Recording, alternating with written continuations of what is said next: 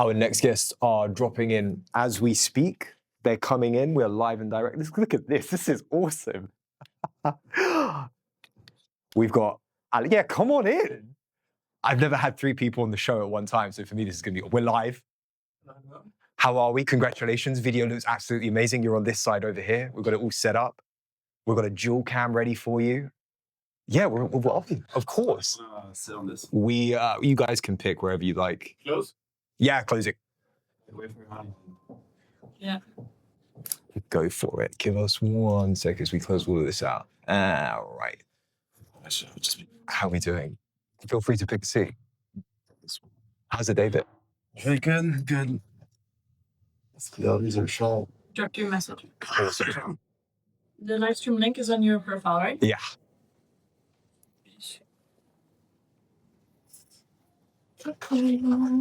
All right, let's get this rolling. Okay, guest 3. How awesome is this going to be? And there. How are we? No. Yeah, there's a lot of moving parts to streaming. It's quite fun though. No, I've got it. Mental. Yeah. Just pass you my message. Do you have the link? 1 second. You all have the newest iPhones. You just came through. What is this for? Oh yeah. This is for you. Oh, wonderful. Yeah, I've got it there. Okay, cool. How's the day been? I mean, Busy. crazy. Yeah. Yeah. I opened LinkedIn earlier today and it was just chaos. Yes, it still feels very much like chaos. But how are we? Is it fun that it's out in the world now? I think it feels weird because we've known for a while. It's a breather as well. Yeah. We've been waiting to post that for a while now. And the last couple of days, we haven't stopped trying to perfectionate everything. So a breather, maybe a day off this weekend. I'll be good. A day off this weekend. Yeah. All right, let's get this ball rolling. I've been looking forward to this for a year and a half. Yeah, that's how long I've waited A year and a half. to get, well, all of you on the show now, but like I met eNOugh a year ago. I bonded over mate. Oh, yeah. And then, You guys really mate? yeah. Really? Have you got mate Do upstairs? you want some? Oh, dude, you kidding? Oh my God. I am Your so, favorites, this you're is so my fun. favorite. This is easily the best one I've ever had. How come you drink mate though? We live in Spain, partially. And there's a friends? Huh? Latino friends? Yeah. There's actually this wonderful woman that like put me on it. My dad had some health issues and she was like, look, it's going to reduce his blood pressure. And then I felt the caffeine hit and I was like, I'm never going back. Yeah. Okay. So what keeps me happy every day? This thing, Yeah. if everyone drank it, the world would be a better place. Why do you think Uruguay everyone is so happy? Mm. We all drink mate. I need the link for this one. I'll do this. I will. Amazing. Right. Are we ready to rock and roll? This is gonna be insane. We're dealing with minor kings, but we'll work it out. Okay, we're gonna leave it on you. Ladies and gentlemen, we have the eNOugh founders on the show. This is gonna be possibly one of the quickest quickfire segments I've ever had in my life, but we'll get more of you on later. Right.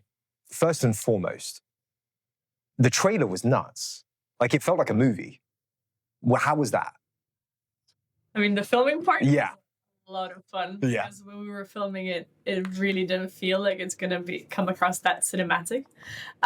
So we had actually a lot of fun on the set. And it was only afterwards when we said it to all the people that were part of it that they saw like what actually came out of it. So I think we're very happy with. The sound was a mess. Can't deny that as well. Finding the perfect sound and the finishing touch. I think we finished it off. Was it last night, this morning? Yeah. That we completed the sound. Yeah. Yeah, yesterday was hectic. I can imagine. It took some time though. Like I didn't imagine that it's gonna take like the whole night. And props to everyone that actually came and helped us out. Because all of them were our friends. So yeah, that was quite cool. Oh, where was my invite? You would think that walking is simple until you have to do it like 20 times in a row. And the director is like, no, but not a London walk. Like walk like you don't live in London. I'm like, what do you mean? That's not possible for Londoners not to walk fast. Like, it's like, no, just walk slowly. And it's the weirdest thing ever. But somehow we managed. I know you guys went out to the US to race for a little bit. Was that the right thing to do? Absolutely. Yeah. Did it just make sense? They got the product. They understood the storyline behind it, the lore and everything.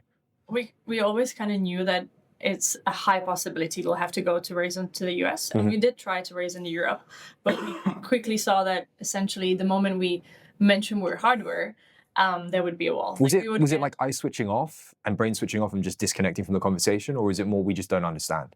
It was more like they would like what we're building as a concept, Mhm. but the moment they would look deeper in the hardware, they would always get scared and they would pull away because they're like, oh yeah, sorry, hardware and consumer very like risky for us.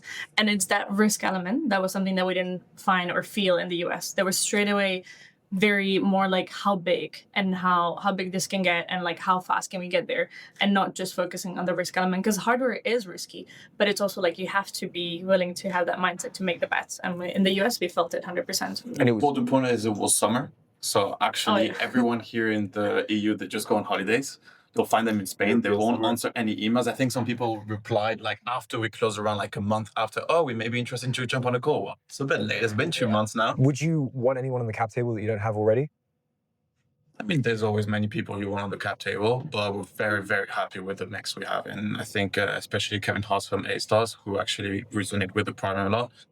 Yeah, he's definitely a perfect person for our cap table. I think our cap table ended up being better than what we ever imagined when we went to raise this round. So like, true, yeah. I think if you asked us a few months ago, we would be like, oof, that would be the dream. So To be fair, like we had a lot of meetings where we went in with big expectations, but in like the first 10 minutes, you kind of see like, oh, this person doesn't get it. Like no Yeah. point like then join us.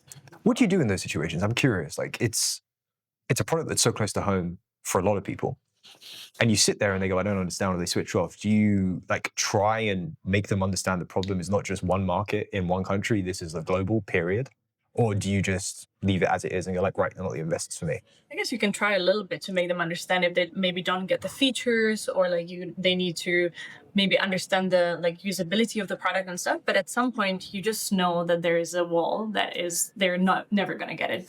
And I think we've kind of developed that sense throughout the fundraise, that we knew with some investor was just like, it's not because it has to be a perfect marriage. Essentially the perfect investor is the person that gets it straight away, gets it automatically. And then of course they're gonna ask more questions. But if they really don't get it and you're pushing hard to explain to them why the product is amazing and why this could change the world, then they're also not the right fit for you. So I was learning for us to be like, okay, this person, we might love them on paper as an investor, we would want them to have them, but if they don't get it, they don't get it, and that's the end of the period. There's one thing that worked when you put them in the the shoes of either a father or a criminal, and you put that perspective of the scenario. If you have the badge, you're like, imagine it's your daughter, you at home, you know she's walking back home. How do you feel? Do you think that having this product that can call the police instantaneously and that the criminals can actually see from a father them being protected, do you think you'll feel better that way? And that's kind of how we were able to rewire the brains. But yeah, it is obviously challenging sometimes. It's a complex product. Hardware's hard, right? How hard is it actually to run an LLM locally on a device? Is hard. It's hard, yeah. Especially in such a small form factor. Yeah, it's small. It has connectivity, so it's connected to the internet. It got a camera. It's constantly streaming. Got some small AI models embedded. It's a wearable. It's like we not decided to small, go and yeah, do it's basically all of the hard things, except for build a rocket and launch it into space. Yeah, it's as powerful as a mini phone. That's the thing, because it runs on Android and it needs to have the capabilities of constantly streaming. And if you don't use that, then you enter a mess which is going to take us 4 years to develop ourselves. So yeah, but there is a lot of things we've done in order to make it possible. And yeah, I think right now we've got the prototypes arriving in a couple of weeks. I think I'm not sure. Yeah. We'll pass it on to 10 of our friends and we'll do some first beta testing soon. I love that. So yeah, launch has never been closer. What's the significantly hard thing in all of this? Do you think it's distribution, the hardware itself, finding partnerships, the latency, the live streaming? What do you think it is? I think it's the time, because like sometimes I feel like we almost feel jealousy with software products, how quickly they can just push things out there and how quickly they can improve the product, get feedback, and then straight away, push another feature. And you constantly get that like almost adrenaline spikes as well from like building things that people interact straight away and you can see the usability in real life. In our case, that is like much longer process. So there's so many steps that we have to take before we can actually see the product being out there, and especially in security and safety space. It's not like we can push out a product that is not perfect and might fail you in the situations when you need it the most. So I think that also adds to the complexity of being a hardware device. But ultimately, we do as much as we can of testing in between the product being out there. So that gives us always the feedback loop, and that is super, super important. I need to be perfectionist. Yeah. One thing on the hardware is we need to be totally perfectionist, because one mistake, then you need to redesign the entire thing. That's hundreds of thousands of dollars. And you can't just send it back to the factory to do an update. Once it's in users' hands, you can't change it. So if it's not perfect or slightly modifiable through software, then you enter a huge mess. So yeah, that's a big stress on our shoulders. It's kind of the same on the software side as well, because like when the users are relying on your product so much, especially with safety, like there's no space for mistakes, and we totally realize it, and we're responsible for that. And everything that's built software and hardware, like we just kind of envision trying to fix the problems before they even arise. Obviously, that's part, but that's kind of the idea, the ideology we work with. Do you? I'm thinking a little bit meta here. Like we're in the consumer market. We're in the wearable market as well with eNOugh. Do you think about how this integrates into everyone's daily life when you're building both the models behind the scenes and fine tuning them as well as the hardware, and then the software as well, how people interact across devices? Yeah. I mean, like how the models are built totally accumulates to how people have conversations in their everyday life. The data sets that we build, they're mostly conversation based as well, and obviously we kind of try to put the customer in the centerpiece of everything that we develop software wise and hardware wise. There's a lot of little adjustments on the hardware side that we've done as well with the nails. Maybe you can tell a bit more. Yeah, like little things that we, for example, we never anticipated that are going to come up. For example, when we gave the first prototypes to women to test, Right. and we were testing the different attachment styles, and we tested it ourselves, and we thought, okay, it works, it's great. And then one of the girls was like, but guys, like if I wear very long nails, I'm going to break them if I want to separate the magnets. Can you add a little thing that makes it easy to remove? And then we were just looked at each other, we're like, yeah, we didn't like notice that at all. Like we didn't even think about that. So that's why like giving it to a lot of different possible users is so important, so we can see like all the possible gaps that we have missed and we can fill them in. So yeah. What was it like working with the Met Police? Yeah. I mean, with the police? Yeah. So one question that we often get from investors is like, does it mean that you guys have to work directly with the police? Working with police is difficult. They're not the innovative sector, let's say, that takes a while for them to like adapt any changes. Like any government organization. Exactly. So the way it works on our end, that we're actually not plugged into them directly. We don't need to be. We're plugged into alarm receiving center that receives our calls when there's a dangerous situation. And then they, since they've been already plugged to all the police and emergencies and all the services, they then push the call to them, to directly the ones that are responsible for that area. Like if you're City of London, you wouldn't be calling Met Police, you would be calling City of London Police. Clear. So we're just tapped into that system, which also adds more accuracy to our AI models, because every time like the AI raises alert, we still have humans on alarm receiving center side that validate that this is actually a threat before it escalates all the way to the police. It takes seconds. Seconds? It takes in 5, 7, sometimes 10 seconds, you can be touched with the police straight away. And you can actually communicate to someone through the device, or someone behind the screen that can tell you how to act, talk to the criminal, or be quiet if they think that would escalate the situation. So people that are actually trained for it. So there's also all that service that comes behind. What the hell? How do you do that? Yeah, I mean, as I said, like the product is complex. It goes all over the place. But yeah, you detect a threat, or you press the button, or you shout enough, or obviously the AI handles everything, and then someone has the screen, sees what's happening in front of you. They see where you are. They know who to call, but they can also communicate with you if needed. Or you can also, as a user, say, I'm feeling safe. This was a fake alert, and they will turn it off completely. So there's the whole service behind, which is why we need 4G, which is why we need that constant connectivity and the streaming, all of that. Downstream, you think you guys are going to build your own chips then? You're going to build your own chips. One step at a time. It's like we're just gonna call up TCMC and we're gonna put in an order. That would be fun, right? You can see, I can see the brain ticking already.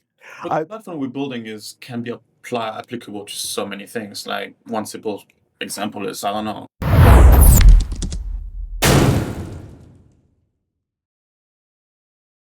turn off the alert or turn it on. So that's obviously a big difference, and allows us to make sure that the users, no matter what, even if the threat is not present, we still pass it on, and there's someone to check it in person. Okay. Yeah, obviously these are just numbers and accuracy. Like I don't think we're ever going to stop improving them and trying to make them more reliable and secure, and just I think it is, in the tech world, it's kind of like impossible to always get to like 100%, but I know that with our team we're definitely going to try. It's a big play, guys. I mean, to be Save people. yeah, on The the thing, we on the save one highest life, it's level, worth it. yeah. But it's like the synonym that you always think of when you think of safety, of everyday personal safety. It should be enough that you think of, and that's our ultimate goal. And it's to expand everywhere in the world, because like it's not just one place problem; it's everywhere. Yes, London is super unsafe, but so is the US, so is the Latam, and there are so many other places. We speaking to users, they say that like, guys, like, when are you launching here? Because the situation here is very bad. So for us to feel that we're making a difference on that level, and that it's the synonym of everyday safety, I think that's the bigger goal. I love it. One of the questions I'd love to ask guests on the show is very much like, who's on your Mount Rushmore of founders? We've got like a star-studded cast here with the three of you. And so 4 people, greatest of all time. Who's on Mount Rushmore for you guys? Oh, damn. We'll take one each and then one collectible. Who are our favorite founders? Yeah. It stumps everyone, surprisingly. Wow. I've got one in mind that I think you will say, but I'll save it till last. Go on. No, go. I'm a massive fan, but it's just since I got into Shark Tank of Mark Cuban. Really? I love Mark Cuban. He doesn't come up often on the show. Yeah, I mean, I don't know. It's just Fantastic. I think that's what got me out in entrepreneurship. Before I even met Ian, I was geeking on Shark Tank, and I just love his brutal honesty, the way he thinks, the way he does things. I've listened to many of his podcasts, and I relate with everything he says. So yeah, Relentless in everything that he does. yeah, exactly. And obviously, he does mention how lucky he was. He says like, to be a billionaire, if it's not through luck, then you can't get it. So a lot of reality strikes that I think are very relevant. I also like how accessible he is. Like, you can email him, and if the hook is strong enough, then the value that you're trying to create is strong enough. I did. Did you? I did. Get out of here. Of course I did. No, but No, that was a year and a half ago. I think. no, it was for this round. Oh, It really? was for Okay, this I forgot round. about that one. And I have a tracker on my email, so I see how many people read it, and I saw 6 or 7 people that read it in different time zones at different times. I was like, okay, there might be something here, but we never got a response. So who knows? Maybe for the next round. I've most definitely going to hook you up with CEO Synthesia. Yeah. Mark. Yes. On my end, I'm gonna say Will Ahmed, the founder and CEO of Whoop, just because in terms of startups and hardware and consumer wearables, they're like the crush, our ultimate crush, because they've been developing for years before they launched. It was also a market that everyone was telling them this is not going to work. People are not going to care about tracking health. You can't compete with Apple and so on. And they like pulled it off insanely, and they became more than just a health tracker. They're like almost a fashion and like a status sort of a wearable. And yeah, I feel like that whole his journey and listening to his podcast is very relatable to us more than the other ones. And then I would just probably mention more like on the LinkedIn level that what I like to follow is Anton's from Lovable updates. Are you gonna say? Anton. Okay, I'll take Anton back, and I'll pass it to. Anton's really cool, right? I'll pass it to Alex. Yeah, I was gonna say him. I admire his grit and dedication. Yeah. First, what he's building. Secondly, how he's all about the customer, feedback, tight loops, all that stuff. And thirdly, just because he's still in Europe. Yeah. And he's doing all that in Stockholm. Was it Stockholm? It's Stockholm, yeah. Stockholm, yeah. And that's quite admirable. More to that. He also signed a founder's pledge, like half of his. Yeah. And I follow a lot of his people from his team on LinkedIn as well, and they're all great people, all have a lot of expertise. And down to earth as well. Down to earth as well, like go to market, everything, they nail it down. So I think, definitely. I heard that he like hires people still individually. Yeah, that's what I've heard as well. Messaging, Yeah. and like he'll respond, and like obviously we had one of the. I'm not sure if it's him or Florian invested in one of the startups we had on just before you. Okay. So he's still active in the ecosystem. That's actually really cool. Yeah, fair enough. But I think this just shows the level of dedication he does his job with, which is admirable. So yeah, quite cool. Do you know what I would have added? Johnny Nine.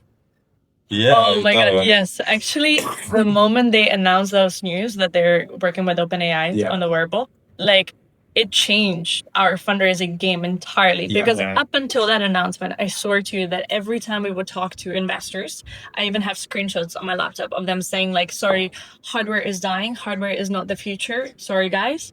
This happens. and everyone changes their opinion like this to the point that it's ridiculous, that suddenly it was like, yeah, hardware is the next new thing. And I'm just like, one announcement is all it took. So that really actually played a huge role in our fundraise, because I feel like that was massive signaling in the industry that we are moving in the space of wearables, and it's going to be the physical world and AI. And then hence it was like, we used that argument multiple times. We would talk to investors, and it's something that they would be like, okay, yeah, like it makes sense, like we see it, it's going there, so we want to take the bat and invest in you guys. So I think that that is I totally agree, fourth name to add.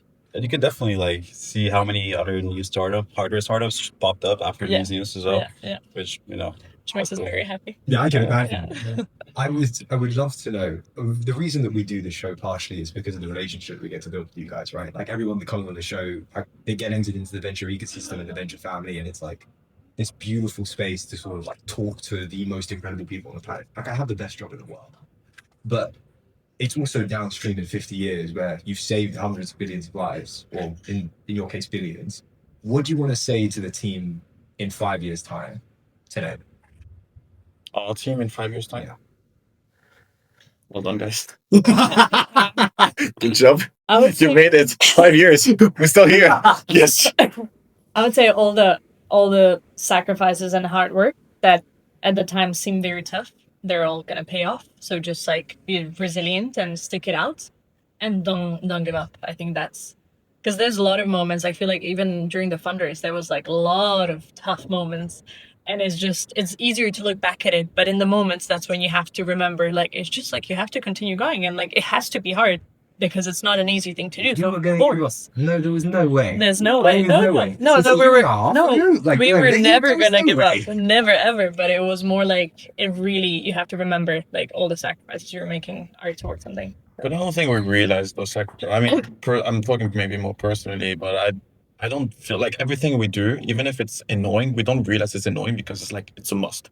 Yeah. So we like machines. We constantly see something needs to be done. We do it. We don't even have the time to think about how this is a sacrifice, or how boring this is, or how annoying it is to write a patent, for example. You just do. And I think when you build a mentality of doing things constantly that you don't like, that eventually the things you don't like, you more or less like them. You know it's part of the journey. So I think if you're able to get to that point, then nothing can stop you.